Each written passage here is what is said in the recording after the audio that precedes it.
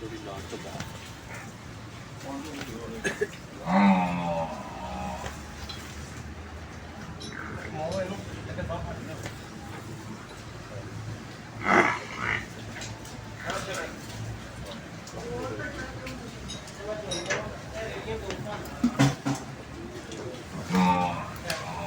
अब आँख खोलो भाई।